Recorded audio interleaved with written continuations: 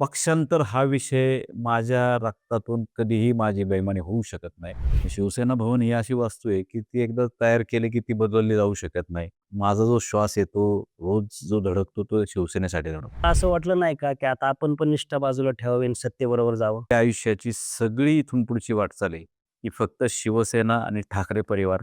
ज्या ऑफिसमधून सुटल्यानंतर घराचं अंतर हे 10 मिनिटाचं असतं, तिथे 1-1 तास, 2-2 तास ट्रॅफिकमुळे लागतात. खरं तर आपल्याकडे एक चांगलं ससूनच्या धर्तीवरती एक हॉस्पिटल होणं गरजेचं आहे. महानगरपालिका शाळेतून ज्या विद्यार्थ्यांची संख्या कमी होतीये, ती संख्या वाढवण्याचा प्रयत्न आमचा राहील. काही ठिकाणी ब्रिज बांधून तयार आहेत, परंतु पलीकडे जोडण्याचं काम राहिलेलं आहे. लोकांची सेवा करायची. ती जर इच्छा असेल, तर मग इच्छाशक्तीवरती कुठलीही कामं होऊ शकतात.